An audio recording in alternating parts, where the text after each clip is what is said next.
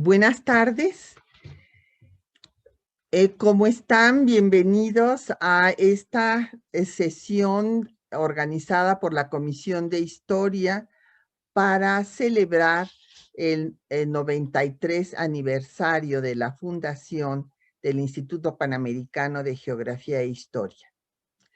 Veo que está aquí el secretario general del IPGH acompañándonos y ya está nuestro conferenciante del día de hoy, el maestro Rubén Ruiz Guerra.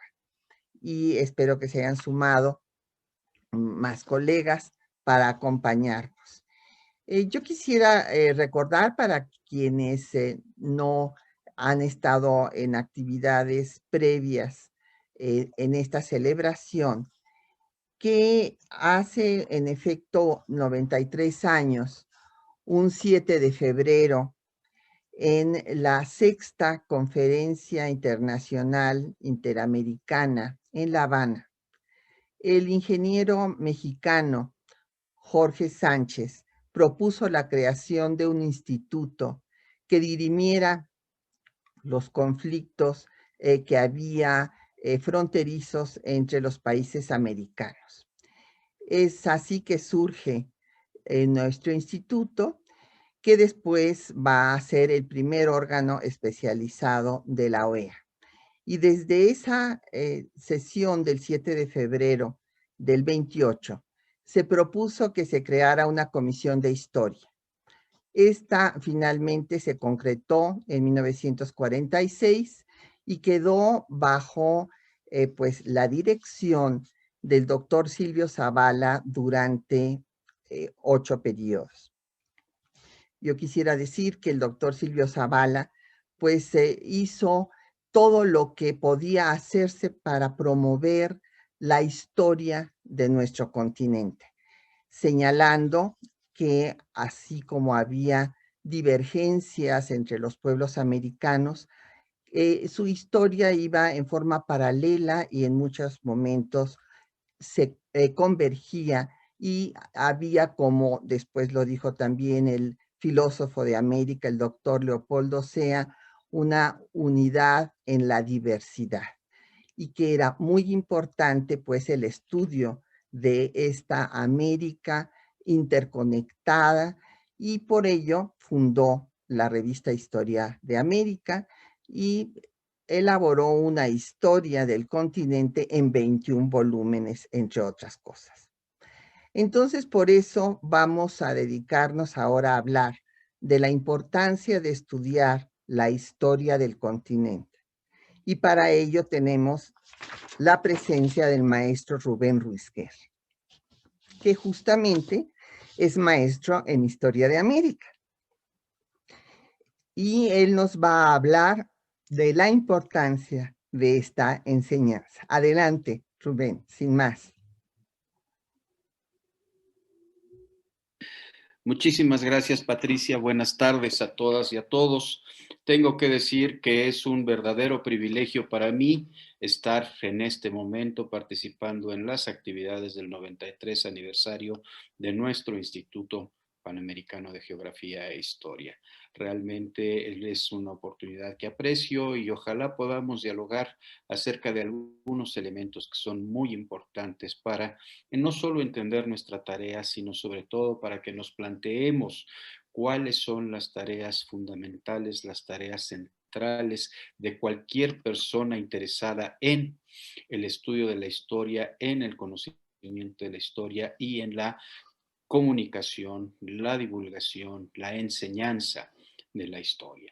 Es un enorme privilegio y entonces, y un gran reto también lo tengo que decir. El título de esta conferencia es, ya lo dijo la doctora Galeana, la enseñanza de la historia de América. Y este título implica cuando menos 3 grandes conceptos.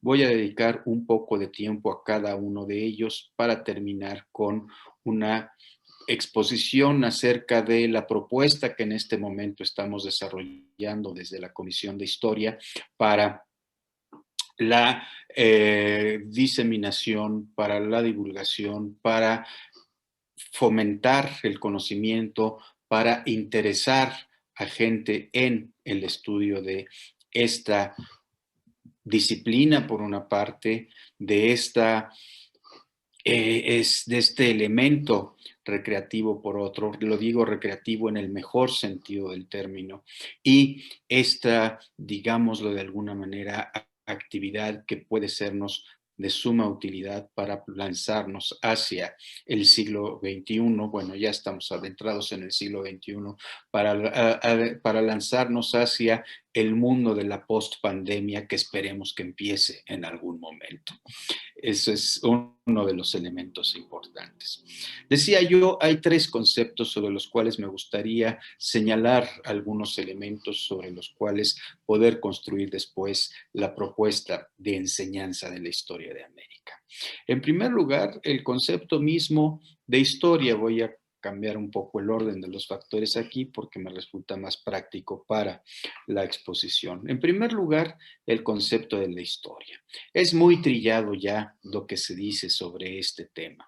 Por supuesto, sabemos que la historia tiene dos grandes vertientes. El concepto de historia tiene dos grandes vertientes que están interrelacionados entre sí, pero que no necesariamente se responden el uno al otro. Por una parte, cuando hablamos de historia, hablamos del pasado, hablamos de lo que ha sucedido en las sociedades humanas. Ese es uno de los elementos centrales en los cuales tenemos que insistir. Recuerdo que Mark Bloch en su introducción al estudio de la historia lo decía de una manera muy gráfica. Ahí en donde huele a carne humana está el tema, está la materia de quien se dedica al estudio de la historia. No es cualquier pasado, es un pasado que tiene que ver con vidas de seres humanos. Y habría que agregar que ese pasado de vidas de seres humanos es un pasado que siempre cambia. ¿Por qué siempre cambia? No porque los hechos cambien, sino porque la lectura que se hace desde un presente con respecto al pasado siempre está respondiendo a los temas, a los retos, a las preocupaciones del presente mismo. Y eso es algo que tenemos que tener muy, muy en claro. Nuestras preocupaciones, por supuesto, no son las mismas que preocupaciones que guiaron a muchos de los historiadores de los años 50 y 60 y 70 del siglo XX, por ejemplo. No son las mismas preocupaciones que interesaron a los estudiosos de la historia en el siglo XIX. Van cambiando esos intereses, esos temas. El pasado ahí está, pero nos acercamos a él con distintas perspectivas para poder hacerlo. Y aquí entra el segundo concepto, la segunda acepción del concepto de historia. Cuando hablamos de historia, también hablamos del relato que se hace acerca de ese pasado de las sociedades humanas. Y esto es algo que tenemos que tener muy en claro. Cuando estamos hablando del relato que se hace, estamos hablando de cómo reconstruimos por medio del discurso el pasado a través de la utilización de instrumentos como pueden ser distintos tipos de fuentes para el conocimiento de la historia, pueden ser fuentes documentales, pueden ser fuentes arqueológicas, pueden ser fuentes arquitectónicas, puede ser numismática y podríamos encontrar una enorme cantidad de tipos de fuentes a las que si les preguntamos, a las que si les hacemos la pregunta adecuada, nos pueden informar, nos pueden decir acerca de ese pasado que que nos está interesando. Entonces, tenemos que tener en cuenta justamente esto. Y tenemos que decir además que el estudio de ese pasado, la construcción del relato de ese pasado, es algo que ha venido sufriendo también cambios. El cambio tal vez más importante de todos ha sido el de la profesionalización del estudio de la historia. Cuando ya desde el siglo XVIII empieza ya a escribirse una historia moderna, de orden moderno, basada en documentos, con críticas hacia esos documentos, con intentos de reconstrucción de momentos históricos. Cuando eso se está haciendo, de alguna manera estamos insertando nuestra forma de ser, nuestra forma de entender, nuestra forma de ver los problemas que nos interesan. Entonces, ese es un elemento que es muy, muy importante. Y a eso se le da una utilidad, tan se le da una utilidad que las sociedades deciden dedicar algunos recursos para que aquellos interesados, aquellos que quieren estudiar la historia de manera profesional, puedan hacerlo. Y esto es algo que es particularmente significativo, particularmente típico del siglo XX en el mundo occidental. En el siglo XVIII, XIX, quienes se dedicaban a la historia tenían algún otro tipo de profesión. Por ejemplo, los abogados o, por ejemplo, quienes podrían ser considerados como intelectuales en el más alto sentido de la palabra y que estudiaban el pasado, que construían conocimientos acerca del pasado porque les eran útiles para tareas muy específicas, como por ejemplo en la América Latina durante el siglo XIX, el proceso de construcción de nuestras naciones. Nuestras naciones no han estado definidas desde tiempos inmemoriales. Nuestras naciones se han venido construyendo particularmente con el proceso de independencia y después todo el proceso de construcción de una organización constitucional, de una estructura que le dé soporte, que le dé reglas a las interacciones entre los seres humanos. Y entonces, frente a eso, que siempre ha habido muy distintas maneras de entenderlo, la historia fue cobrando un papel muy, muy importante. Y entonces, políticos, intelectuales, abogados, escribían nuestra historia. Es en el siglo XX que esta se ha venido profesionalizando. Y es justamente porque se ha venido profesionalizando que ha tenido la posibilidad, que ha tenido la capacidad de construir distintas formas de entender el mundo en el que estamos viviendo. Uno de los casos en que esto ha sido muy claro es, por ejemplo, la construcción de una idea, de un sentido de América. Si nosotros hacemos una revisión de los procesos históricos que llevan a esta realidad que ahora tenemos de una región del mundo que está conformada por 40 países más o menos, ¿sí? Es una región del mundo que ha vivido un proceso histórico, que ha interactuado, que se ha interrelacionado, que se ha planteado problemas que resolver y el conocimiento de todos esos elementos nos ayuda a entender el mundo en el que estamos viviendo. Pero no siempre se concibió a esta América como una unidad estructural, como una unidad que fuera plenamente real, vamos a decirlo así. Ya en la década de los 60 del siglo XX, don Edmundo Gorman escribió un texto muy importante que se llamó La invención de América. La invención no como esta cuestión de que se inventó algo, de que se creó algo de la nada. La invención como el que las mentalidades occidentales se encontraron con una realidad que tenían que entender y que tenían que construir instrumentos intelectuales para poder entenderla, para poder comprenderla. Pero eso fue un proceso en el cual intervinieron distintas sociedades de origen, tanto las sociedades que estaban en el territorio que ahora conocemos como América, como de aquellos que vinieron de la Europa occidental y que se asentaron en distintas regiones de este continente. Entonces, a partir de ahí hay una enorme diversidad y ese es uno de los elementos que alimenta esta visión que ya nos hizo referencia la doctora Galeana de don Leopoldo Sea. La idea de que nuestro continente es una región que está conformada, que está caracterizada por diversidades que sí se vinculan, que sí tienen elementos en común, pero que a final de cuentas son diversos y que es la idea, es la voluntad de entenderlos como un todo cuando nos permite construir esta idea de una unidad en la diversidad. Ese es uno de los elementos muy importantes. Y todos esos son constructos que se hacen en la mente de los seres humanos, que se hacen en la mente a partir de elementos de la realidad. Por supuesto, podemos pensar que hay cuando menos dos grandes Américas. Pensemos la América anglosajona o la franco-anglosajona y la América que hemos dado en denominar latina. Podría ser así. Pero a pesar de eso, todavía podemos encontrar elementos que dan una unidad a toda la región. Quisiera yo señalar, nada más por alimentar el argumento, quisiera yo señalar que este proceso de construcción de una idea de unidad ha sido un proceso largo y complejo, puesto que nuestras sociedades, tenemos que decirlo así, pues nunca han sido particularmente armoniosas en términos de las relaciones que construyen.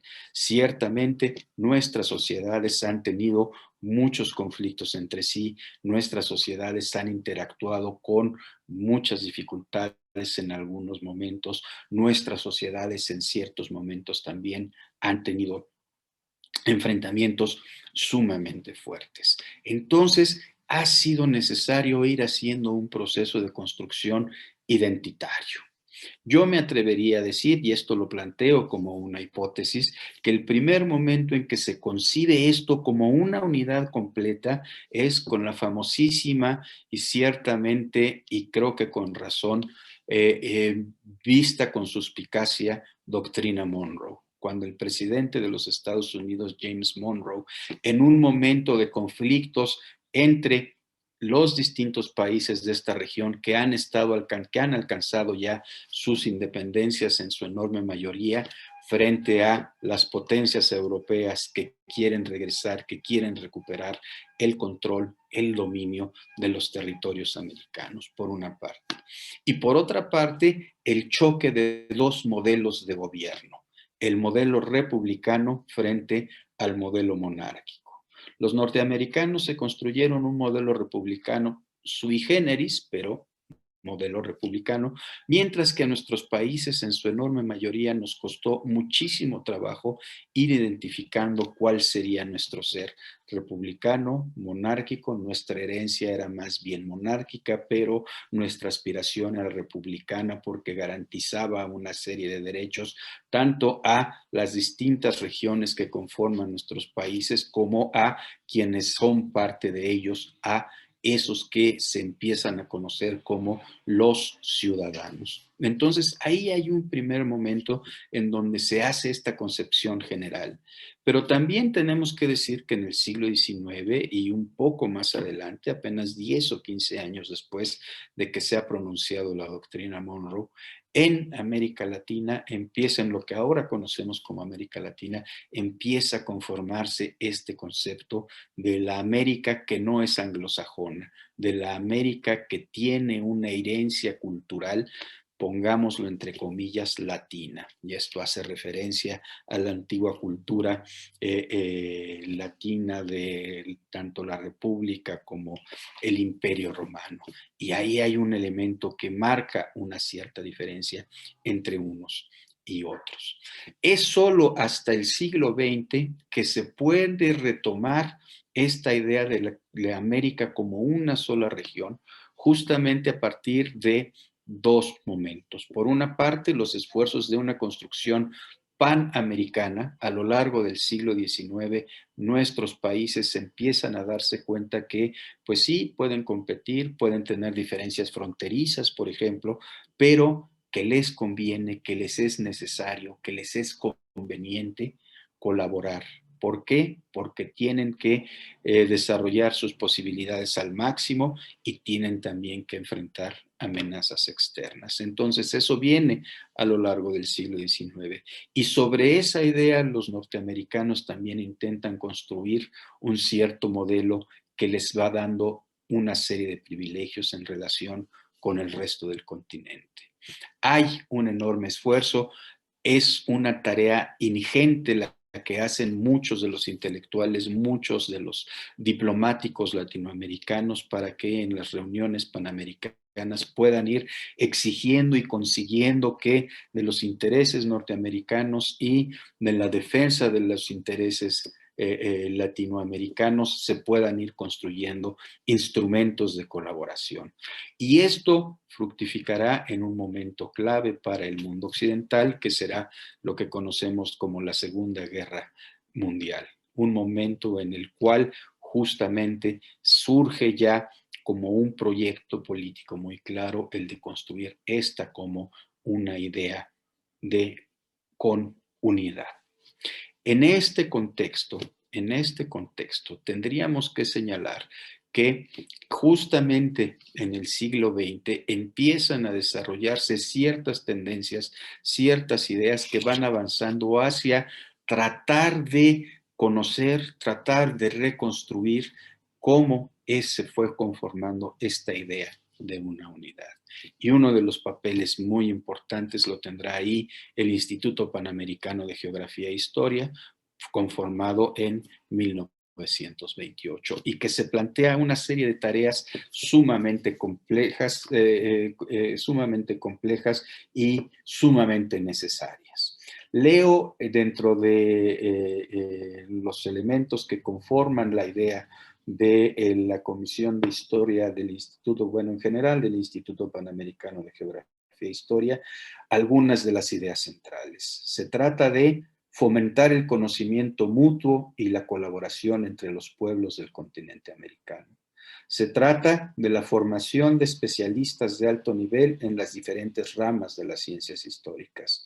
Se trata de contribuir al intercambio académico-científico entre los especialistas en los distintos países miembros y promover la cooperación entre las instituciones dedicadas a los estudios históricos en América. Hay un proyecto muy claro de que tiene que existir una colaboración entre estos países y justamente las tareas a las que se aboca el Instituto Panamericano de Geografía e Historia, ya dijo la doctora Galeana muy rápidamente algunas de las tareas que realizó don Silvio Zavala encabezando esta comisión de historia, tuvieron que ver justamente con el impulsar la idea de conocernos, de saber quiénes somos, de conseguir fuentes para poder conocernos bien, de hacer una visión general de lo que es nuestra historia. Y tal vez ese sea el punto central, el punto nodal de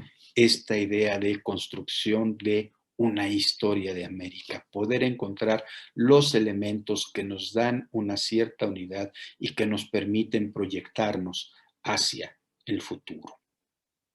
En este sentido, y aquí pasaría ya al tema de la enseñanza de la historia, me tendría yo que preguntar justamente cuál es el sentido de estudiar y de enseñar historia. Cuando estudiamos y enseñamos historia, pues nos planteamos tareas muy, muy concretas. Ciertamente decimos es conocer el pasado, pero ¿para qué lo conocemos?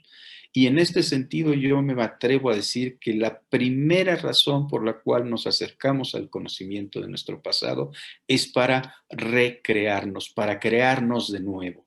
Utilicemos el término recrearnos en dos sentidos. Por una parte, esto que tiene que ver con utilizar el tiempo libre, esto que tiene que ver con la idea de pasar un rato agradable aprendiendo, conociendo, preguntándonos sobre el pasado.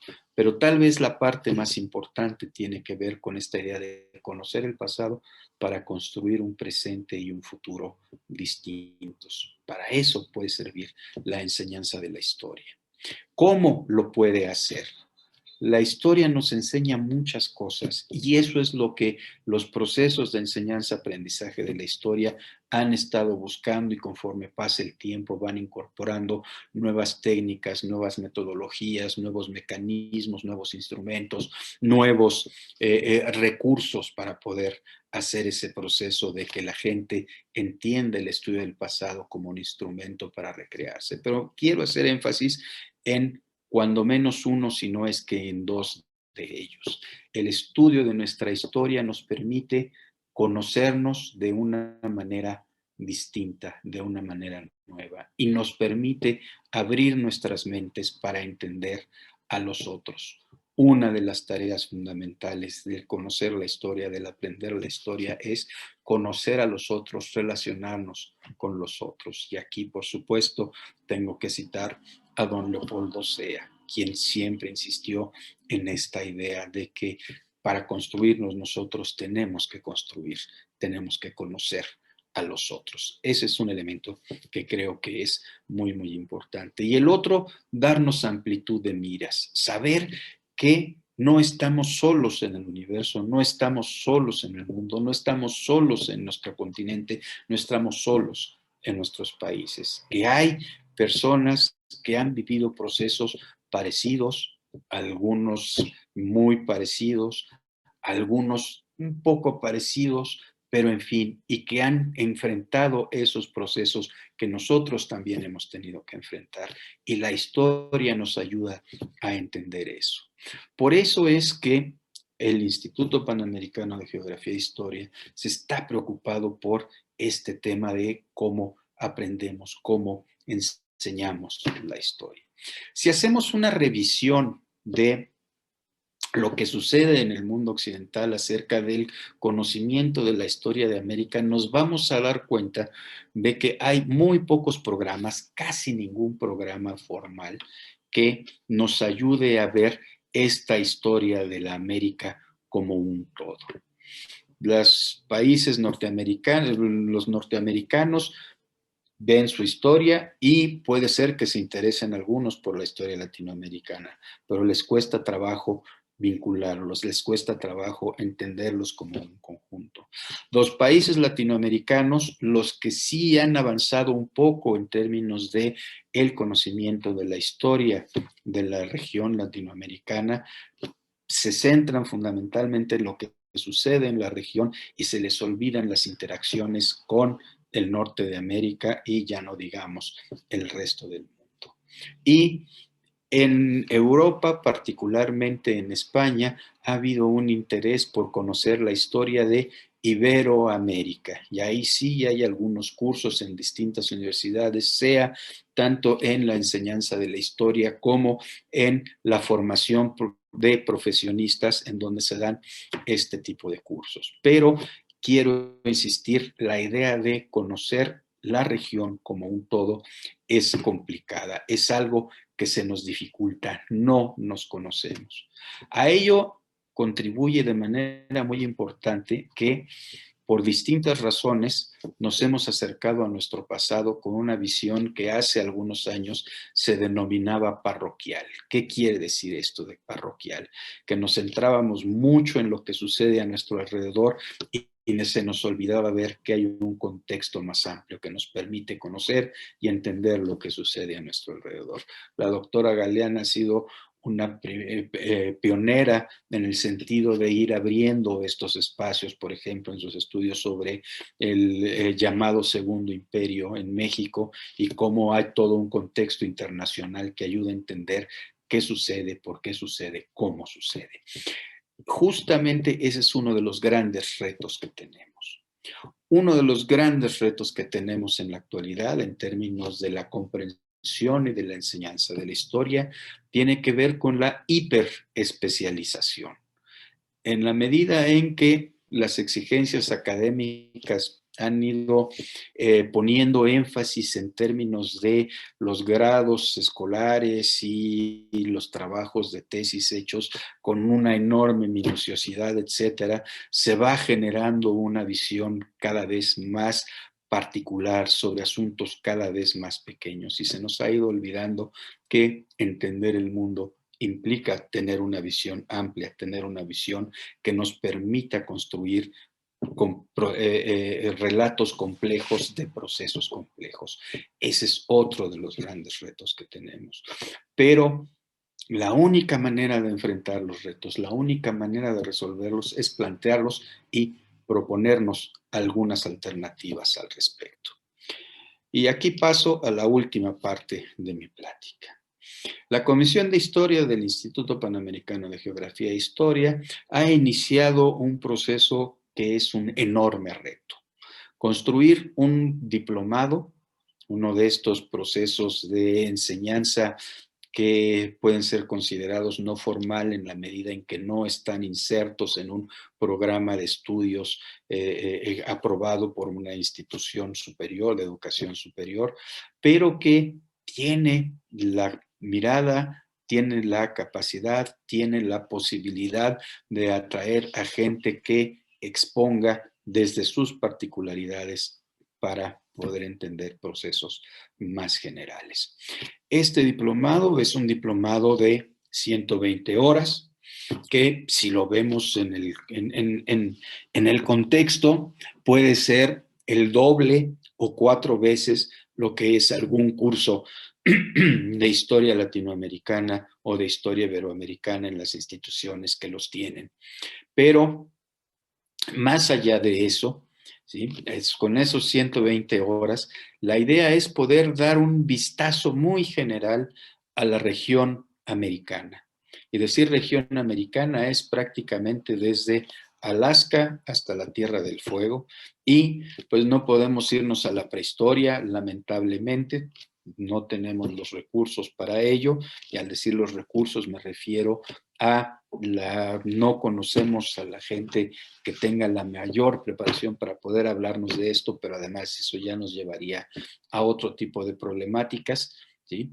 Pero sí, cuando menos desde las sociedades, en el momento de lo que algunos han llamado el contacto entre la región americana y el mundo occidental, y pues llegar prácticamente hasta la década de 1990. Y la idea es ver algunos de los elementos centrales que han contribuido a construir nuestra idea de América. No vemos procesos nacionales. En algún momento tocamos algunos procesos nacionales como un ejemplo de temáticas más grandes que estamos viendo. Tratamos de construir visiones generales de momentos específicos. Y aquí, bueno, pues sí, lamentablemente la política nos marca nuestra manera de ver las cosas, pero tratamos de hacer entradas también a temas sociales. Por supuesto, en cada uno de los periodos históricos estamos incluyendo historia de las mujeres. Creo que es algo que es muy, muy importante.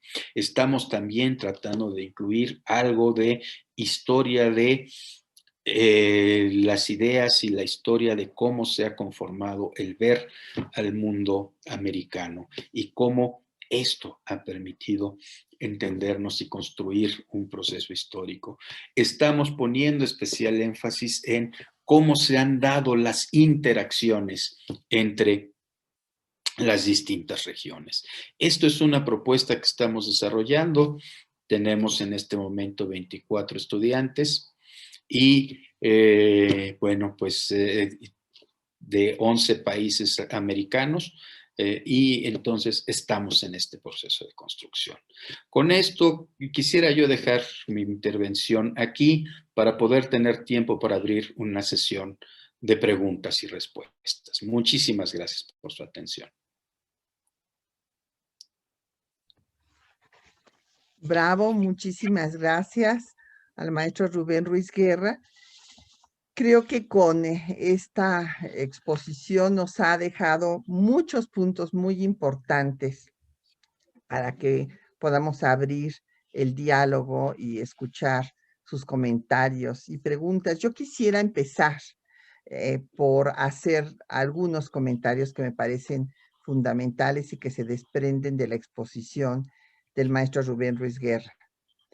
Primero, esta propuesta de la delegación cubana de que para resolver los problemas fronterizos entre los países latinoamericanos no era suficiente nada más dejar estudiar el tema geográfico, porque si no se conocía la historia, pues no se podía resolver el problema de límites. Este planteamiento pues habla de la necesidad del conocimiento de la historia.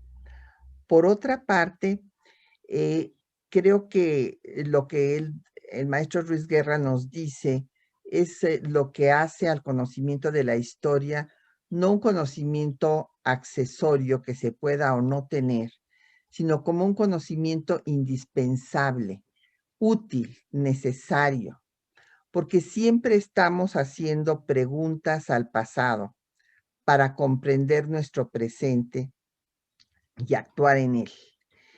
En efecto, la reconstrucción de ese pasado, como nos dice el maestro Ruiz Guerra, pues depende de las diferentes fuentes a las que los historiadores y las historiadoras estamos teniendo acceso. Ahora, por ejemplo, está la fotohistoria, por ejemplo, como una nueva herramienta que desde luego antes no se había contemplado, además de, desde luego, los archivos, todo aquel soporte de información que vaya desde una estela de piedra maya hasta el disco duro de nuestra computadora, pues es fuente de información y nos sirve para hacer nuevas investigaciones y hacer esta reconstrucción del pasado. Como muy bien dijo el maestro Ruiz Guerra, la gran transformación pues fue la profesionalización de los historiadores, y aquí quisiera yo también mencionar que esta hiperespecialización que se había dado en todas las áreas llevó, por ejemplo, a que prevaleciera una microhistoria, a veces desvinculada de la historia nacional y desde luego de la regional, y también a que no se estudiara la historia universal y se prevaleciera el estudio de las historias nacionales. Creo muy importante destacar las concepciones de América, estas dos Américas diversas que han tenido encuentros y desencuentros. Mencionaba el maestro Rubén Ruiz Guerra una doctrina muy cuestionada, la doctrina Monroe, ¿verdad? Que habiendo surgido originalmente para proteger a las nuevas naciones americanas de la intervención europea, después se convierte en América para Estados Unidos, y ahí viene uno de los desencuentros. Pero quiero yo mencionar un caso muy interesante, a veces poco conocido para los colegas que nos están acompañando de los diferentes países que conforman el IPGH, que fue el caso de Miguel Hidalgo, cuando inicia la lucha por la independencia. Él habla de la independencia de América. Después habla de la independencia de la América septentrional, porque pues estamos físicamente, geográficamente en ella, pero surge después también este hispanoamericanismo, ¿verdad?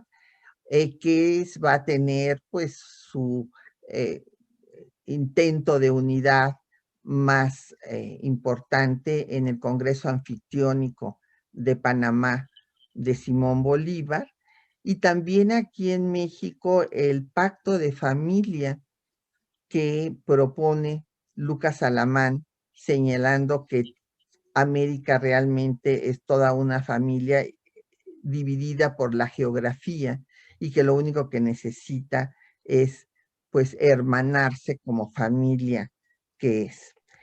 Creo que este conocimiento de América que el maestro Rubén Ruiz Guerra ha descrito también la importancia que tiene para todos los países americanos, porque es el conocimiento mutuo, nos permite ubicar a cada uno de los hechos históricos en su dimensión real.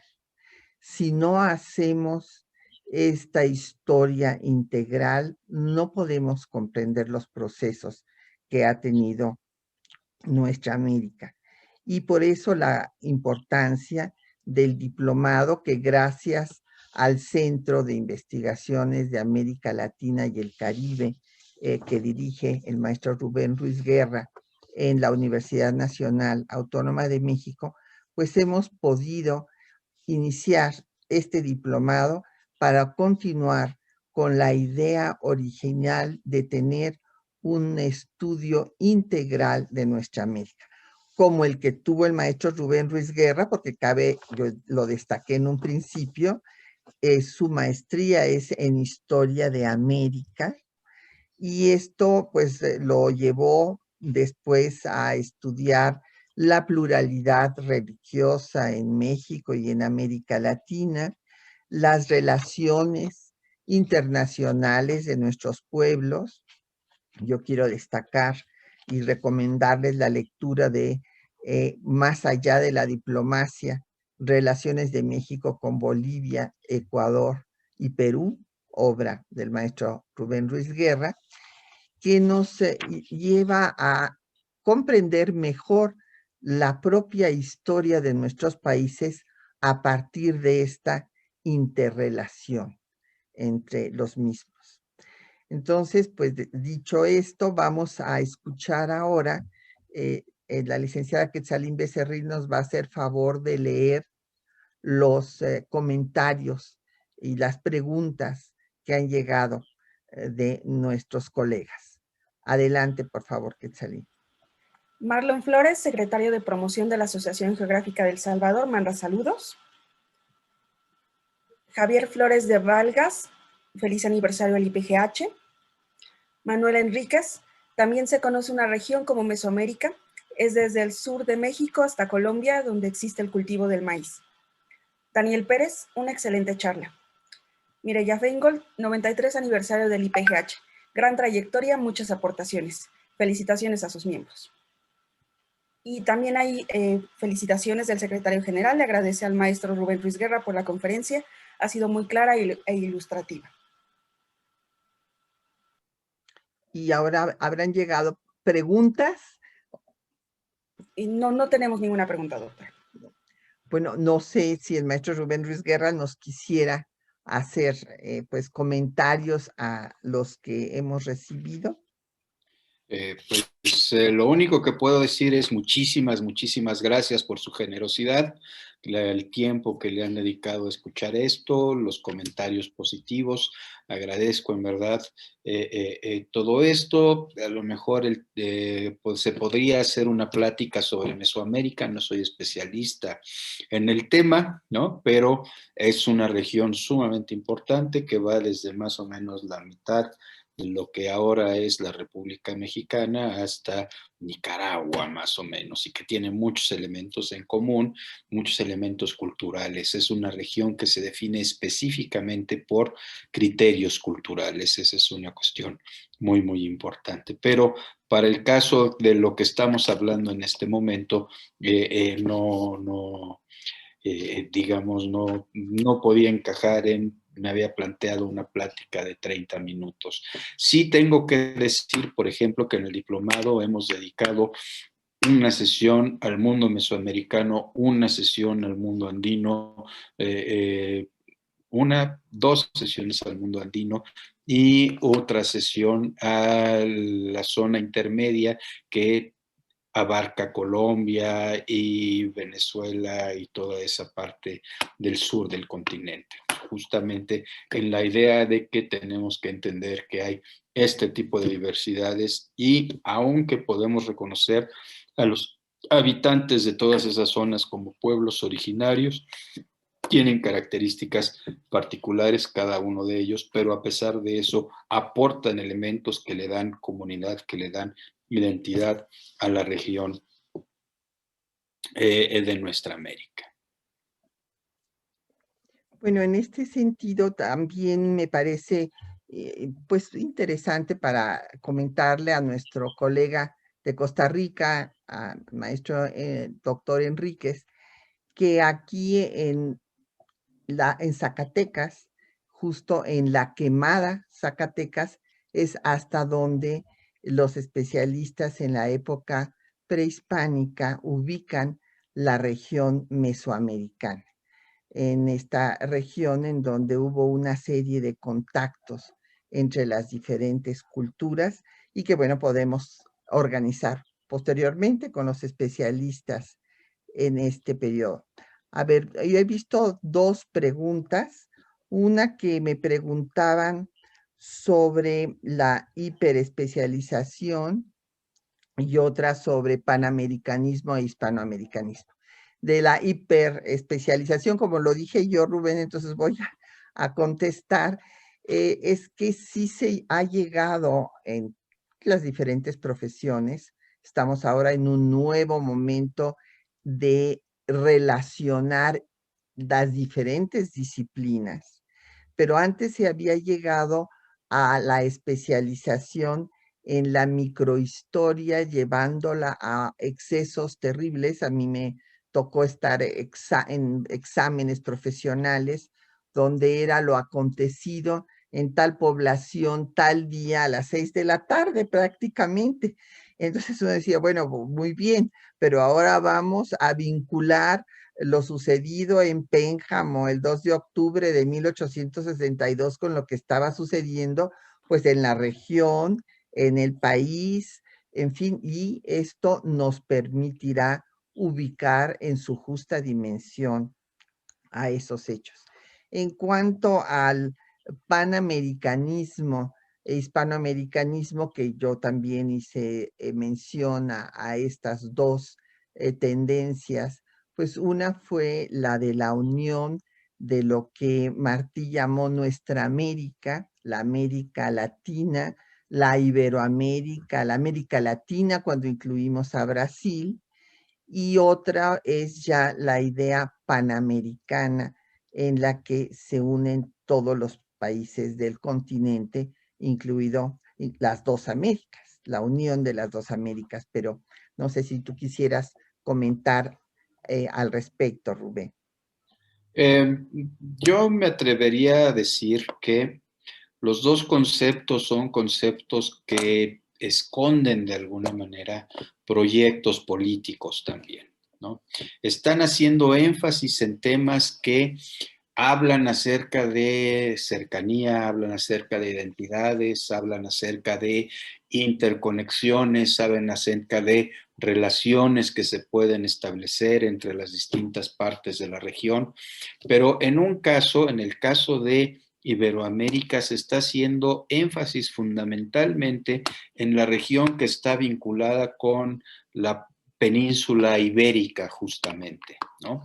Con la España y el mundo lusitano. Y en un momento determinado se puede pensar en una reunión iberoamericana o en un proceso iberoamericano cuando hacemos referencia a este vínculo entre la península ibérica y la región de América que fue colonizada, aculturada por ese mundo de la península ibérica.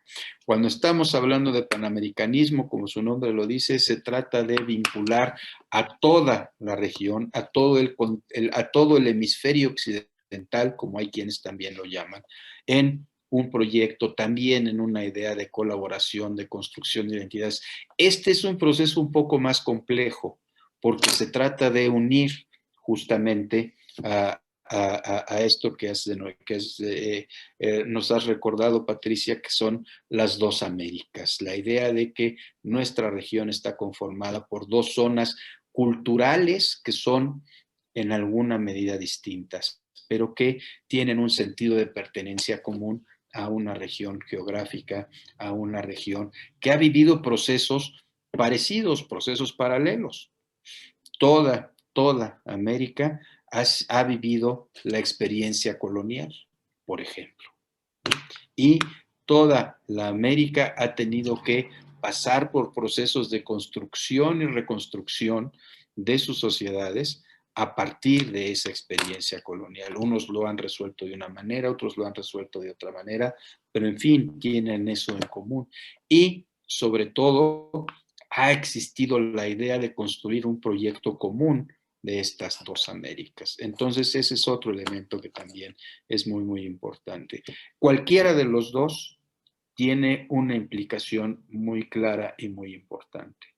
Tenemos que conocernos, tenemos que aprender unos de nosotros y tenemos que entender que el mundo es mucho más amplio que nuestro pequeño lugar, que nuestra pequeña, vamos a decirlo así, parroquia, ¿no? Que el mundo es mucho más amplio e interrelacionado, complejo, por supuesto.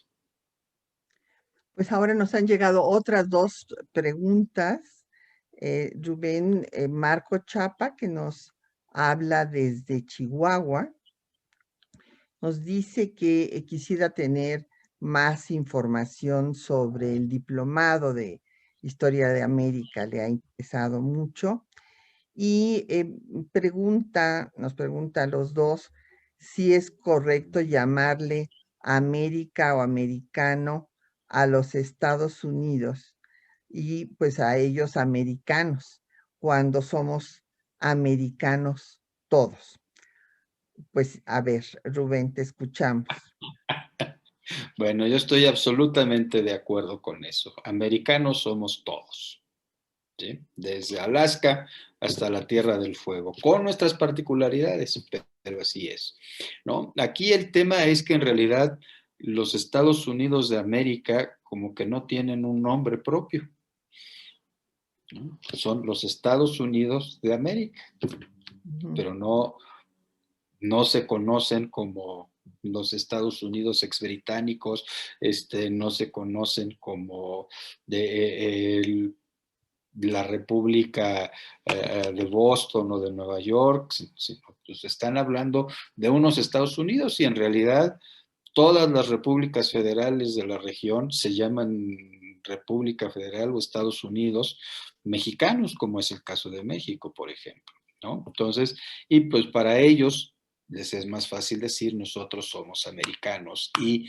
América es lo que nos importa, pues se están refiriendo específicamente a su terruño, como lo hizo Donald Trump en su momento como un instrumento para construir una base política y social, ¿no? Pero en realidad es eso, que no tienen un nombre propio. Claro, el tema aquí es que se han hecho una sociedad muy rica, muy poderosa, muy belicosa, ¿no? Que le gusta ahí andar metiendo las narices por distintas partes, por razones de principio y por razones económicas, y pues así como el malo de la escuela primaria que llega y tiene a todos así azorrillados porque les da sus cocos y les jala el pelo y no le pueden contestar porque está más grande y fuerte, pues parece ser que es el mismo caso aquí, ¿no? Solo cuando hay una verdadera identificación entre los distintos países, los países iberoamericanos o latinoamericanos, es cuando se pueden sacar cierto tipo de, pues no sé si ventajas o cuando menos poner ciertos límites, que fue lo que sucedió justamente en las conferencias panamericanas de los años 20, cuando tanto diplomáticos argentinos como diplomáticos mexicanos, en fin, fueron plantando una serie de principios de convivencia internacional que ponían límites a lo que algunos han llamado el Coloso del Norte, ¿no? Entonces, ese es uno de los temas, de los elementos ahí que yo quisiera señalar. Entonces, pues si ellos se llaman americanos, pues ya es por comodidad para ellos y para nosotros también, ¿no? Es más fácil decir americanos que norteamericanos, o americanos que estadounidenses, ¿no? Pues Claro, sí, sí, sí, adelante, Rubén. para los mexicanos es más fácil decirle los gringos, por supuesto, ¿no? Pero bueno. Pues sí, es que si decimos norteamericanos, pues resulta que México también está en También Norteamérica. norteamericano, Si exacto. decimos estadounidenses, pues nosotros somos también estadounidenses porque somos los Estados Unidos mexicanos. Entonces sí, como tú dices, por eso se ha popularizado esta palabra coloquial de gringo. Sí, Perdón, si me puede mandar su correo electrónico la persona que quiere más información sobre el sí, cómo no, diplomado, se la pedimos. sí, por El, favor, para hacerle llegar la información por escrito, creo que es más fácil. es Marco Chapa de Chihuahua, para que ahí te la mandamos. Muy bien. Después, Manuel Enríquez de Costa Rica nos pregunta, bueno, no nos pregunta, nos hace el comentario primero. Nuestro país no pudo reconstruir el pasado para defender 6 zonas limítrofes entre El Salvador y Honduras. En 1992, la Corte Internacional de Justicia, con sede en La Haya, favoreció a Honduras. ¿Por qué los fallos se dan a favor de el más débil o del que tiene menos interrelación? O más bien a favor a veces del más fuerte? Este creo que es un tema pues muy complejo que habría que dedicarle otra sesión, ¿verdad? Y tendrían que ser abogados los que participen Sí, en eso. de derecho internacional, claro. Exacto. Y también otra de los miembros de la audiencia nos pide lecturas sobre historia de América. Bueno, yo primero que nada les recomendaría leer las revistas que publica el Instituto Panamericano de Geografía e Historia, la revista Historia de América, fundada por don Silvio Zavala, la revista Antropología Americana, la revista también de Arqueología Americana, y desde luego pues la obra de don Silvio Zavala, esta historia de América en 21 volúmenes, pero en el Centro de Investigaciones sobre América Latina y el Caribe de la Universidad Nacional Autónoma de México, pues justamente se especializan en este tema, y ahí me imagino, no sé si están en línea digitalizadas algunas obras ahorita en la pandemia, Rubén, que tú nos pudieras compartir. Tenemos actualmente un repositorio digital en donde están incluidas una buena cantidad de ejemplares de nuestras revistas, particularmente de Cuadernos Americanos, que es una revista importantísima para la historia y la cultura latinoamericana a partir de los años 40. Tenemos ahí también algo del material que hemos publicado. Lamentablemente, pues vamos poco a poco y pues estamos empezando por lo fácil, que es lo que tenemos más cercano. Entonces vamos caminando hacia, hacia atrás. Estamos publicando actualmente una serie que se llama Libros Fundamentales, y entonces estamos publicando, por supuesto, a don Leopoldo Sea, estamos publicando a Arturo Ardao, estamos publicando a Retamar, en fin, varios de los autores importantísimos que son indispensables para comprender esta imagen, esta visión acerca de de nuestra región. Entonces, en eso estamos, y también tengo que hacer propaganda, no sé si no lo hiciste por modestia, Patricia, pero los volúmenes de la historia comparada de las Américas, que son importantísimos. Realmente es una serie, ya perdí la cuenta de los volúmenes que Ya hablan vamos sobre en el sexto, sí. más o menos, ¿verdad? Pero que habla de temas, habla de construcción cultural, habla de mujeres, habla de independencias, en fin, este tipo son volúmenes realmente ciertamente voluminosos, pero que vale mucho la pena echarse un clavado en ellos. Muchas gracias, Rubén. Sí, justamente tuve el privilegio de pues dirigir el Comité de Historia Cultural, que este fue fundado por el doctor Leopoldo Sea. Él fundó el de la Historia de las Ideas, y ahí pues propusimos este proyecto que a mí me parece muy importante y que ha tenido buen fin, de hacer la historia comparada entre las dos Américas, precisamente para ver sus divergencias y sus convergencias.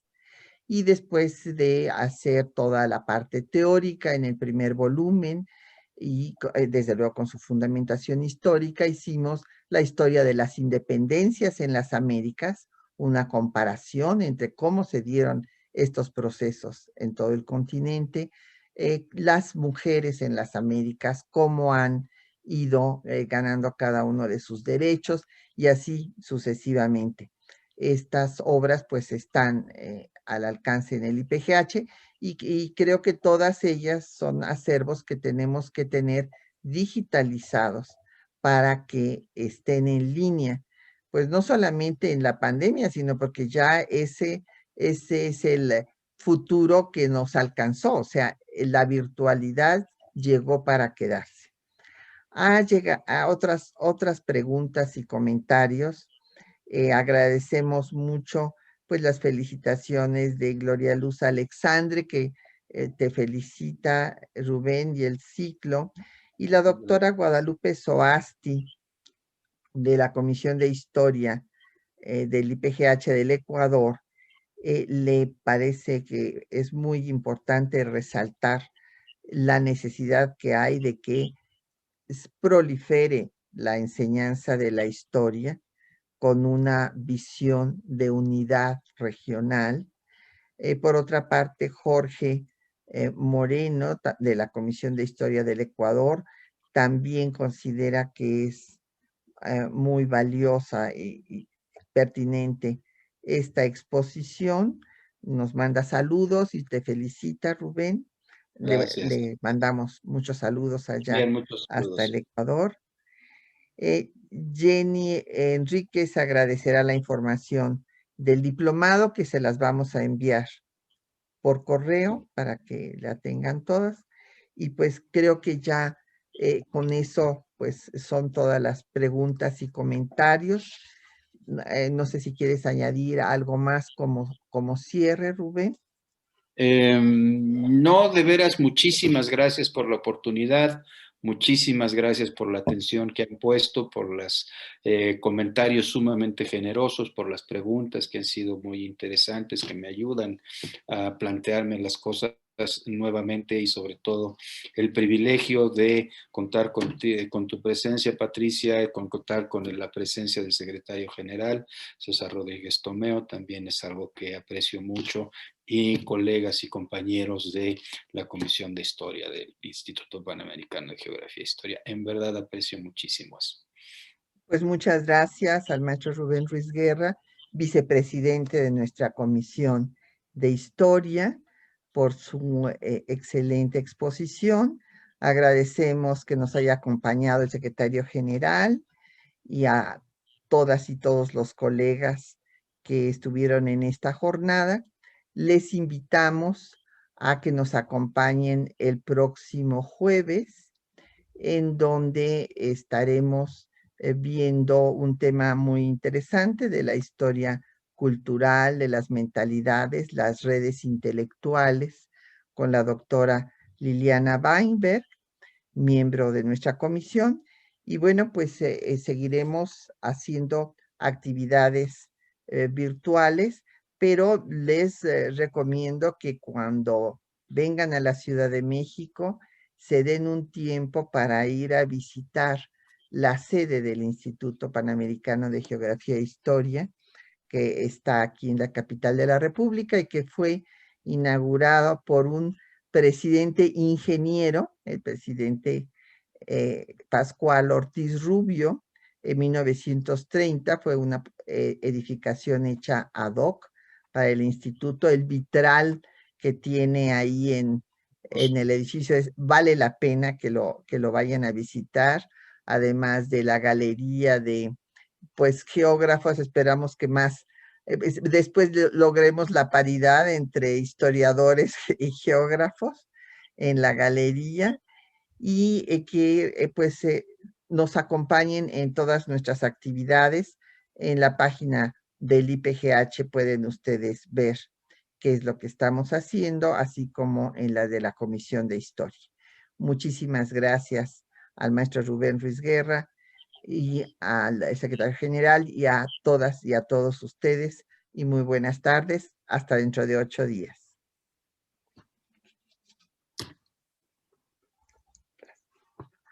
Abrazo, mi querido Rubén.